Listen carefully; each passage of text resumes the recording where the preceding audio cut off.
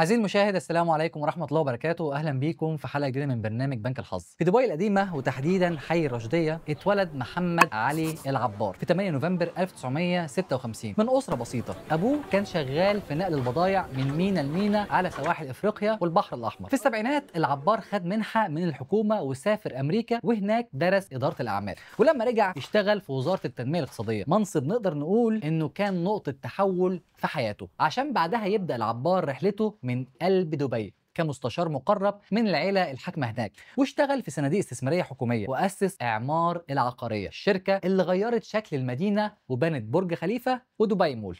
ومع نجاح المشروعات دي العبار ما وقفش عند حدود الإمارات، لكنه توسع براها من أفريقيا لآسيا، وبقى عنده شركات متشعبة زي إيجل هيلز، وكمان موقع نون للتجارة الإلكترونية اللي اتأثرت جدا بسبب حملات المقاطعة.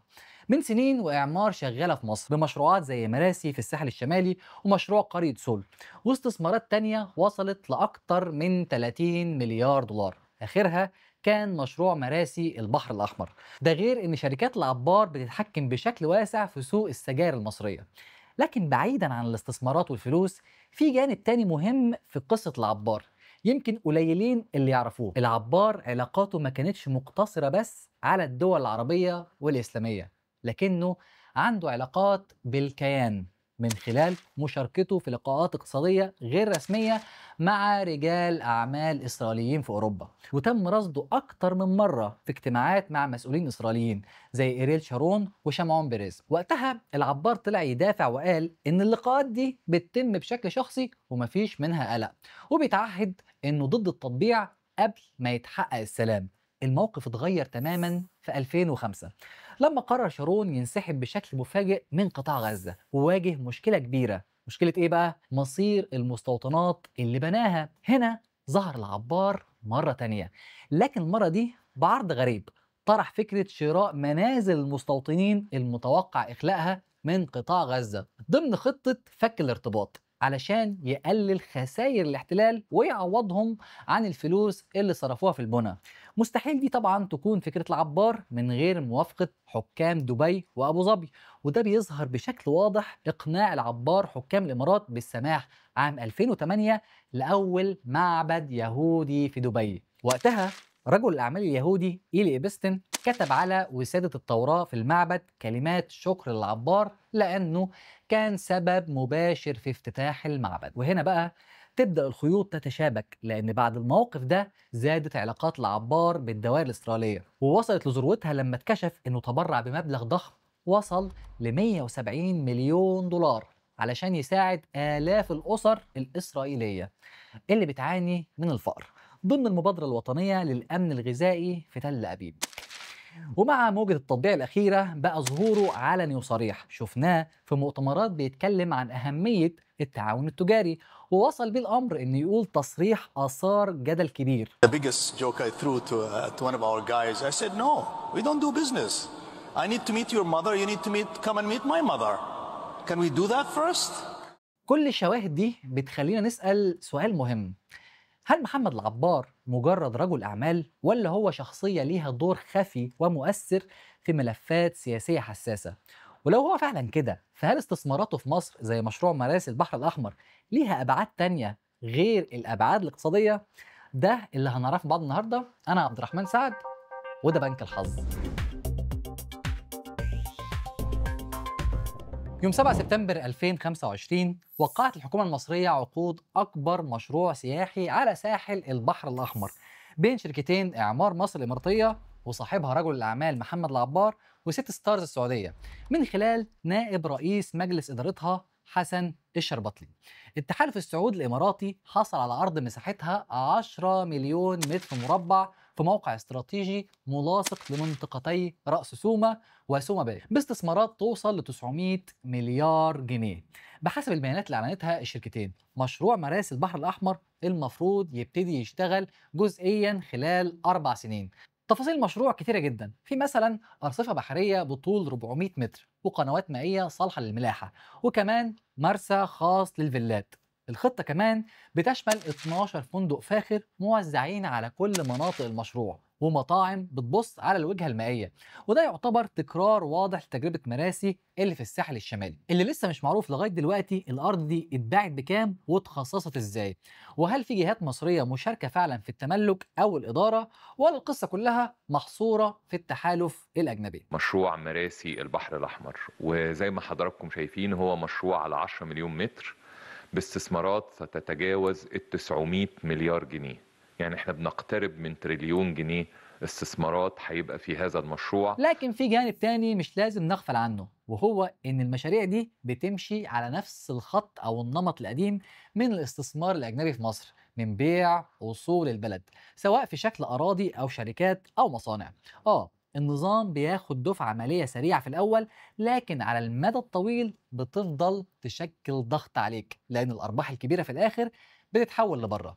كمان لو عملنا مفارقة بسيطة بين التعويضات اللي بتتعرض على الأهالي علشان يسيبوا بيوتهم وبين الأسعار المرتفعة للعقارات اللي هتتبني، هنلاقي المقارنة ظلمة جدا. عندك مثلا أصغر شقة في مشروع وادي يم في رأس الحكمة مساحتها 100 متر، ممكن سعرها يعدي 16 مليون جنيه، وده بيساوي 32 ضعف أغلى تعويض لمتر المباني حصل عليه الأهالي هناك، لو افترضنا أصلا إنهم خدوا 5000 جنيه للمتر الواحد. توسع العبار في السوق المصري بيطرح سؤال مش بسيط: هل المشروعات دي بتخدم الاقتصاد المصري ولا بتستنزفه؟ مشاريع العبار في مصر مش وليدة اللحظة، الراجل شايف فرص نمو كبيرة في قطاعات زي السياحة والعقارات والبنية التحتية، وإن المشاريع اللي بيشارك فيها بتتوافق مع خطة الحكومة 2030. لكن الحقيقة إن المشاريع دي رغم إنها بتحرك قطاع المقاولات والخدمات وبتوفر فرص عمل وقت البناء، إلا إن أغلبها موجه لطبقة معينة من الناس، ده غير إن أرباحها بتروح لشركات أجنبية. يعني مصر بتكسب حركة في السوق، لكن على المستوى الاستراتيجي الطويل المدى مفيش مكسب. استثمارات العبار ومجموعته إعمار في مصر تجاوزت حدود النشاط الاقتصادي البحت وتحولت لحضور واسع ومتشعب في قطاعات استراتيجية وحيوية، بدءا من العقارات والسياحة وحتى الصناعات الغذائية والتبغ. وده بيطرح علامات استفهام كتير على طبيعة الدور اللي بيلعبه العبار في الاقتصاد المصري. الملفت كمان ان تركيز اعمار مش بس على المنتجات السياحيه والترفيهيه، لكن كمان على مواقع ليها اهميه استراتيجيه على البحرين الاحمر والمتوسط.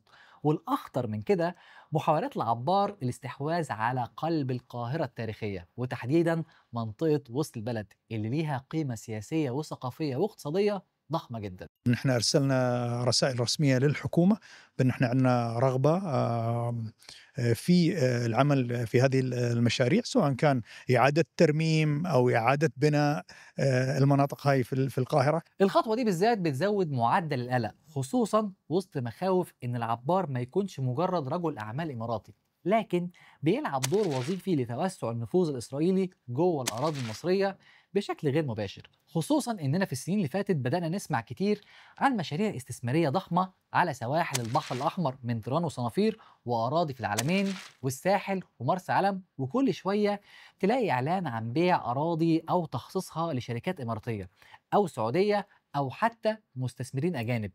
وده بيتزامن مع كلام نتنياهو عن إسرائيل الكبرى والخريطة اللي رفعها وبتضم ربع مساحة مصر تقريبا وأجزاء من العراق وسوريا والكويت. ولو بصينا على الشريك الثاني في المشروع اللي هو شركة سيتي ستارز السعودية، وتحديدا نائب رئيس مجلس إدارتها حسن الشربطلي، هنا محتاجين نقف وقفة تانية، لأن سجل الراجل ده مليان بصفقات مشبوهة ما بين تسقيع للأراضي للتحفظ على أمواله في مصر بسبب التلاعب في البورصة. في مطلع الألفينات دخلت عيلة الشربتلي، واللي تعتبر من أكبر 5 عائلات مالكة للأراضي في السعودية، السوق المصري من خلال زراعة الاستثمارية أركو، ونجحت إنها تاخد قطعة أرض من هيئة التنمية السياحية مساحتها وصلت لأكتر من 7.5 مليون متر مربع جنب محمية نبق الطبيعية، وبسعر مغري جدا وقتها $10 للمتر المربع.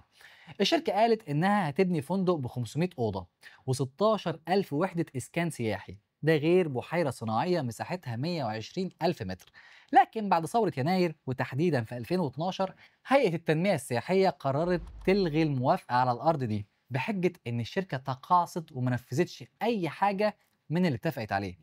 ومن 2012 لحد 2021 الأرض فضلت معلقة، لا الدولة بتستفيد منها ولا المستثمر عارف يعمل فيها أي حاجة، لحد ما الحكومة قررت تديله حق إدارة شاطئ محمية نبق لمدة 10 سنين قبل للتجديد. وده طبعا اعتبروا نشطاء البيئة تنازل واضح عن المصلحة العامة لصالح رأس المال الخليجي. لكن رغم الاعتراضات المشروع بدأ يطلع للنور ومعاه طريق جديد بيوصل الشاطئ بالمنتجع. وهنا يظهر سؤال مهم: ليه الدولة بتعتمد على المستثمرين الأجانب وبتديهم فرص ما بيحلمش بيها المستثمر المصري الغلبان؟ الإجابة بتبدأ بفهم طريقة إدارة الاقتصاد المصري النهاردة، اللي قايم على التقشف وبيع الأصول المملوكة للدولة وفرض رسوم على الخدمات العامة. اللي بيحصل ده خلق مشاكل وتناقضات. أولاً، إن مفيش خطة اقتصادية موحدة، وده بيخلي القرارات ارتجالية ومفيش اهتمام حقيقي بالمنفعة الاجتماعية. الدليل على الارتجالية دي واضح جدا. احنا بس في الفترة من 2018 ولحد دلوقتي الحكومة أعلنت عن أكتر من 6 خطط للإصلاح الاقتصادي والخصخصة، لكن ولا واحدة منهم كملت. حتى الاتفاقيات مع صندوق النقد الدولي ومنظمات تانية زي خطة ملكية الدولة كانت مجرد كلام على الورق. تاني مشكلة وأخطرهم إن النظام بيعيد ترتيب شبكات المحسوبية.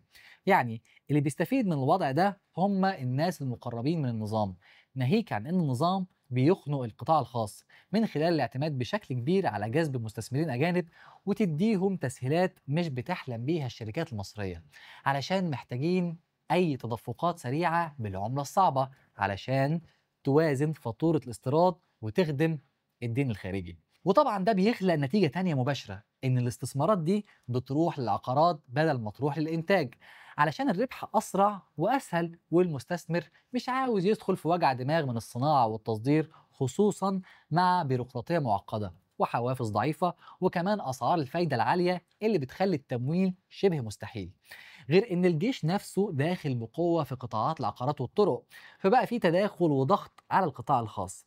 وده بالظبط اللي بيخلي الجيش اللاعب الاقتصادي الاهم، من العاصمه الاداريه اللي الجيش ماسك 51% من الشركه المالكه ليها، لحد مشروعات الطرق والمطاعم وحتى استيراد القمح. كل ده بقى تحت هيئات شبه حكوميه خاضعه للرئاسه. يعني احنا قدام اقتصاد جزء رسمي وزارات وخدمات مدنيه، وجزء تاني هو دولة الامتيازات، وده اللي بيخلي أي مشروع ضخم زي العاصمة الجديدة أو رأس الحكمة مش مجرد استثمار، لأنه ببساطة جزء من معادلة بقاء النظام. فرغم وصول مليارات صفقة رأس الحكمة، إلا أن الحكومة استثمرت في سياسات التقشف ووصلت خفض الدعم وزيادة أسعار السلع الرئيسية والخدمات من أدوية ووقود وكهرباء. ببساطة المواطن المصري ما استفادش حاجة من صفقة بيع رأس الحكمة، وأكيد مش هيستفيد من بيع مناطق تانية زي راس جميلة وراس بناس وغيرها من المناطق السياحية، ما دامت بلاعة الديون هتفضل مفتوحة. هنا بيظهر الوهم اللي بيتكرر طول السنين اللي فاتت: يلا نبيع أصول علشان نسدد الديون، أراضي في الساحل والبحر الأحمر، أو نخصص كم شركة حكومية. لكن التجربة بتقول إن ده حل وهمي، لأننا دخلنا نفس الدوامة قبل كده. في التسعينات وبعد برامج الإصلاح الاقتصادي مصر باعت شركات وأصول كتير، ومع ذلك أزمة الديون فضلت موجودة. بالعكس، النظام وقتها اتجه للاقتراض الداخلي بشكل كبير. المشكلة الحقيقية إننا ما بننتجش كفاية. تخيل كده، الصناعة بتساهم ب 12% بس من اقتصاد البلد، والزراعة 11%. النسب دي ثابتة بقالها سنين، وده معناه إن القطاعات الإنتاجية الحقيقية واقفة في مكانها. ده غير إن الحكومة بتستدين وتصرف على مشروعات بنية تحتية ضخمة من غير ما المشروعات دي تولد عوائد دولارية تسدد أقساط وفوائد الديون، عشان تكون النتيجة دايما فجوة تمويلية، والدولة مضطرة تستدين تاني. والأخطر من كده إن نص الموازنة تقريبا رايح على خدمة الدين، وده طبعا بيجي على حساب قطاعات مهمة زي الصحة والتعليم. بيع الأراضي سلوك غريب على المصريين. لما حصل التنازل عن جزيرتي تيران وصنافير، كان التبرير ببساطة إنهم في الأساس مش بتوعنا، وإنهم ملك للسعودية. وقتها دخلنا معركة قانونية كبيرة علشان تثبت إن الجزيرتين دول ملك مصر، وفعلا المحكمة الإدارية العليا حكمت بده. لكن اللي بيحصل دلوقتي في مشروع مراسي البحر الأحمر وقبله رأس الحكمة مختلف تماما. الأرض دي مش ملك للإمارات، ولا الإمارات تنازلت عنها لمصر في الستينات يعني. ومع ذلك الأرض بتتباع بشكل مباشر، رغم إن تاريخيا مصر كانت بتقدر تجيب استثمار أجنبي من غير ما تبيع الأراضي. كان ممكن يعتمدوا على آليات زي حق الانتفاع طويل المدى للمستثمرين، وده شيء معمول بيه في دول كتير حوالين العالم. احنا محتاجين استثمار اجنبي مباشر يدخل يعمل مشروعات انتاجيه جديده، يفتح فرص عمل، يزود التصدير، وينقل خبرات وتكنولوجيا. يا فرحتي ان الاقتصاد بيتحرك بس على الورق، لكن على الارض مفيش اساس قوي، لان المشروعات اللي ممكن تحقق تنميه حقيقيه واستدامه لسه مهمشه. بس كده، اتمنى الحلقه تكون عجبتكم. ما تنسوش تعملوا لايك وشير وتشتركوا في القناه، وتستنوني كل يوم 4 الساعه 8 مساء بتوقيت القاهره في بنك الحظ. سلام.